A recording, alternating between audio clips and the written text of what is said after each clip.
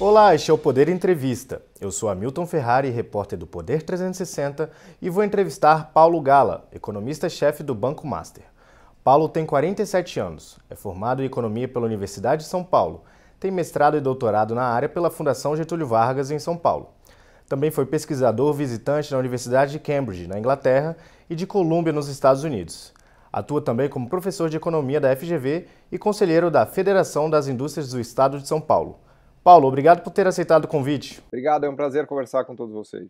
Agradeço também a todos os web espectadores que assistem esse programa. Essa entrevista está sendo gravada no estúdio do Poder 360, em Brasília, em 13 de dezembro de 2023. Para ficar sempre bem informado, inscreva-se no canal do Poder 360, ative as notificações e não perca nenhuma informação relevante. Eu começo perguntando, depois de anos em discussão, a reforma tributária pode ser aprovada no Brasil. Como o senhor avalia o texto que está avançando no Congresso? Eu acho que o texto foi um grande avanço. Eu acho que no essencial a gente deve aprovar o que precisava ser feito, né? A questão de simplificação tributária, de tributo com valor adicionado, da não cumulatividade, da desoneração das exportações, da tributação no destino. Então, apesar dos regimes especiais e que foram colocados, eu acho que é um grande avanço essa reforma tributária, né, e eu acho que vai significar, não para já, mas ao longo dos próximos anos, um progresso importante na agenda econômica brasileira. Qual a importância do IVA, o Imposto sobre o Valor Agregado, para a economia? Ele tira a chamada cumulatividade, né, que penalizava sobremaneira o setor industrial, porque ao invés dos setores pagarem o imposto só sobre o valor adicionado, os impostos iam se acumulando em cascata e as atividades econômicas que tinham cadeias mais longas eram muito penalizadas, né? Pensa, por exemplo, num automóvel, né? Para fazer um carro existem centenas, milhares de fornecedores que vão adicionando valor a esse processo e no final os impostos incidentes sobre o produto final são altíssimos, porque para cada etapa a gente foi colocando cumulativamente o imposto, né? Com o IVA, com a modalidade IVA, que é o que deve ser aprovado, isso daí acaba. Cada setor, cada atividade vai pagar simplesmente sobre o valor que adiciona, né? Isso é um grande avanço, ao meu ver, dessa reforma tributária. Na avaliação do senhor, o número de exceções setoriais criadas aí pode dar um cenário de desarmonia para a reforma tributária? Não, é ruim, né? Perto do ideal é ruim, mas muito melhor do que o que a gente já tinha, né? É importante ter em perspectiva que, mesmo com essas exceções e com os regimes especiais, essa reforma tributária que está aí é muito, muito melhor do que o sistema anterior que a gente vinha praticando, né? Que tinha inúmeros regimes especiais, né? Inúmeras exceções, né? Então certamente não é ideal, não é fácil aprovar politicamente, orquestrar isso com todos os setores, né? Com todas as áreas da economia, mas ainda assim é um passo importante na direção de melhora de eficiência e de racionalidade do sistema tributário brasileiro. Como o senhor vê o ambiente tributário daqui a 2, 5 ou 10 anos? Ele deve melhorar, né? A reforma não é para já, ela tem um prazo de implementação que é relativamente longo, mas a gente caminha para um sistema tributário muito mais simples, muito mais intuitivo, né?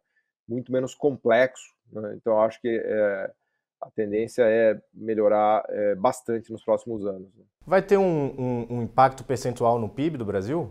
As estimativas que eu tenho visto são de algo como 5 a 10% de crescimento do PIB nos próximos anos, por conta do aumento da racionalidade e da eficiência, o que a gente chama de eficiência alocativa, do melhor funcionamento da economia, graças a essa reforma tributária. De novo, não é algo que a gente vai sentir no ano que vem ou daqui 2 anos, é um processo, né? Ao longo do tempo, a economia brasileira vai ganhar eficiência com essa reforma. A indústria do Brasil está estagnada, né? Números do IBGE mostram que não há reação no setor.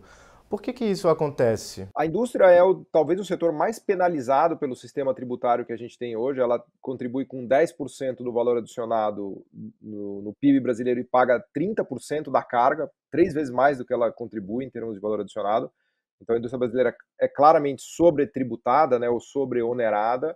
Ela sofre muito também com custo de capital, com taxas de juros muito altas, e é um setor que compete na economia mundial, diferentemente dos outros setores, especialmente o de serviços, né, que os economistas chamam de serviços não transacionáveis. são serviços domésticos, eles não têm a concorrência do exterior. A indústria brasileira tem a concorrência do exterior, então ela carrega essas ineficiências tributárias e de custo de capital e de logística e de infraestrutura para competir no exterior, daí ela não consegue competir com os americanos, com os asiáticos, com os europeus. É diferente de uma multinacional que está competindo aqui dentro do Brasil no setor de serviços, porque ela também está sujeita às ineficiências brasileiras. Agora, o setor industrial, não. O setor industrial ele compete de maneira desigual ou de maneira assimétrica com o resto das indústrias no mundo. Por isso que é muito importante a reforma tributária, a redução de taxa de juros, a melhora de infraestrutura para a indústria brasileira ganhar competitividade no mundo. Qual a sua opinião sobre a isenção de tributos de compras de até $50 do exterior? Eu acho que a gente tem que colocar uma isonomia tributária nisso, né? Eu acho que essa discussão entra no contexto mais amplo, até de dumping, de defesa comercial, né? O Brasil não pode deixar que outros países entrem aqui fazendo práticas que não são corretas do ponto de vista trabalhista, ambiental, né? No que a gente chama de dumping, né? Então, eu acho que o governo está correto em buscar essa isonomia tributária para que as empresas brasileiras possam competir em iguais condições, né? Com a reforma tributária, o que esperar do setor industrial nos próximos anos? Eu acho que o setor industrial passa a ter uma perspectiva melhor nos próximos anos, né? Com esse equilíbrio da tributação, com a redução de taxa de juros também, o setor industrial brasileiro começa a ter perspectivas de retomada de crescimento. Eu acho que a gente pode viver, sim, um bom momento para o setor industrial brasileiro nos próximos anos. Agora, a situação fiscal do Brasil é delicada. O país tem uma meta de zerar o déficit primário em 2024. O senhor avalia que isso será possível? Acho que zerar o déficit vai ser muito difícil, mas eu acho que se a gente tiver um déficit da ordem de 0,5% do PIB ou até 1% do PIB, que seria algo como 50, 100 bilhões de reais, não é algo grave se comparado ao cenário internacional. É importante dizer que o Brasil tem, apesar dos pesares, uma das melhores situações de contas públicas do mundo, né? Quando a gente compara com outros países, o resultado primário brasileiro, que é o resultado de tudo que a gente arrecada menos do que a gente gasta, ainda está bastante razoável, né? Basta lembrar que na pandemia a gente teve um déficit de quase 900 bilhões de reais no ano de 2020. Claro que houve uma implosão da arrecadação, mas só para dar um exemplo de como já foi bem pior esse déficit, né? A gente teve vários anos com déficit de 150 bilhões de reais. Então, se a gente conseguir caminhar para próximo de um déficit de 50 bi no ano que vem, acho que é um número bastante razoável. Mas as projeções indicam um déficit também para 2025, 2026. Como o governo pode organizar isso? Acho que o governo está buscando, né, novas receitas, né, tem conseguido avançar nessa agenda e é bastante possível enxergar um resultado primário equilibrado a partir de 2025, 2026, especialmente se a economia voltar a crescer, né? É importante dizer que nada contribui mais para o resultado fiscal do que o crescimento econômico. Se a gente de fato conseguir crescer 2, 3% a partir do ano que vem para os próximos, é perfeitamente possível imaginar um déficit primário zero a partir de 2025. Agora, também seria importante um ajuste fiscal do lado da despesa, além das receitas? Sim, eu acho que sim. Eu acho que o arcabouço fiscal endereça essa questão. Eu acho que o arcabouço fiscal foi um grande avanço nisso, porque ele coloca uma trava no aumento das despesas, né? Não é exatamente igual ao teto de gasto, né? Mas ele coloca um limite ali de crescimento das despesas, e acho que isso inclusive contribuiu para a queda das taxas de juros, né? Se a gente olhar os juros futuros no Brasil, eles têm caído consistentemente 200, 300 pontos nos últimos meses por conta disso. Então, acho que o arcabouço fiscal ele dá conta de colocar essa trava nos gastos públicos. O Brasil deve ter um déficit próximo ou superior a 140 bilhões em 2023. É um valor elevado para um primeiro ano de governo? Já estava mais ou menos na conta, né? Todo mundo esperava esse ano algo como 100 bilhões de reais de déficit, né? Teve muitas despesas que foram aprovadas na PEC da transição, né, no final do ano passado, de modo que eu acho que não está fugindo do que era esperado. E volto a frisar, 100 bilhões de reais é um déficit próximo de 1% do PIB. Não é o ideal, mas está muito longe de ser algo catastrófico, contas públicas fora de controle, nada disso. Eu acho que dado o contexto que a gente tem no mundo todo de déficits muito grandes, né? Nos Estados Unidos o déficit primário é de mais de $1 trilhão, né? Claro que tem que colocar isso com proporção do PIB, mas lá estamos falando de um déficit de 3, quase 4% do PIB de déficit primário, né? E muitos outros países com déficits enormes também. Então, acho que as contas públicas brasileiras estão longe do ideal, mas estão razoáveis. O Brasil vai crescer próximo de 3% em 2023. O mercado financeiro apontava um crescimento abaixo de 1% no início do ano. Por que os agentes econômicos têm errado tanto? Podemos dizer que as reformas começaram a surtir efeito? Eu acho que a grande novidade, a grande surpresa veio da parte de commodities e da parte agro, né? Esse ano a gente vai ter um superávit de 100 bilhões de dólares de superávit comercial, que é um recorde histórico. E não estava na conta de ninguém a expansão que a gente teve no primeiro semestre da parte de mineração, de petróleo. O Brasil caminha para chegar em quase 4 milhões de barris dia, né, que é um feito histórico também. Lembrar que em 2000 a gente estava com 1 milhão de barris por dia. A safra agrícola vai mais do que acima de 300 milhões de toneladas de grãos. Então, claro que as reformas tiveram algum efeito, tiveram. A reforma trabalhista, a questão da reforma previdenciária, acho que contribui, sem dúvida, mas acho que a grande surpresa de 2023 foi o crescimento do setor agro e do setor de commodities, que não estava na conta de ninguém, né? O setor de serviços está mais estagnado, o setor industrial está completamente estagnado, mas a parte de commodities foi o que salvou o PIB desse ano, que ainda que a gente está com uma taxa de juros muito, muito elevada, a gente teve uma Selic média acima de 11, 12% nesse ano, né? O presidente do Lula disse que o Brasil vai surpreender em 2024. Afirmou que pode crescer tanto quanto em 2023. O senhor acredita nisso?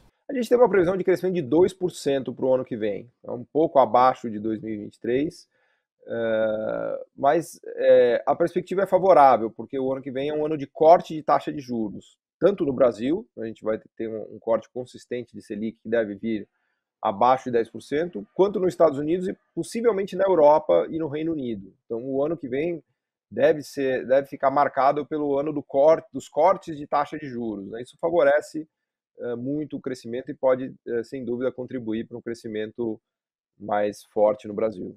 E a inflação do Brasil voltou para dentro da meta, está em 4,68. Já está na hora do Banco Central acelerar o ritmo de corte dos juros? É importante lembrar que a meta é 3% para o ano que vem, né? Então, a gente deve fechar esse ano em 4,4, 4,5, que está dentro do teto da meta, né? O teto da meta é 1,5, a banda de tolerância é 1,5 para cima e para baixo, seria 4,75 esse ano, que é 3,25 mais 1,5. Para o ano que vem a gente tem uma visão de inflação a 3,5, mas ainda assim acima do centro da meta, que é 3. Então, me parece que o Banco Central vai continuar cortando nesse ritmo de meio, não deve acelerar, não acho que ele deveria acelerar. Eu acho que faz mais sentido levar a Selic para um nível mais baixo, se as condições permitirem lá na frente, talvez até 9, 8,5%, né? Do que ter que acelerar e depois desacelerar, né? Então, eu acho que essa questão está bem encaminhada, a gente deve ter Selic abaixo de um dígito, abaixo de 2 dígitos, né, de um dígito no ano que vem, e com inflação convergindo para próximo dos 3%.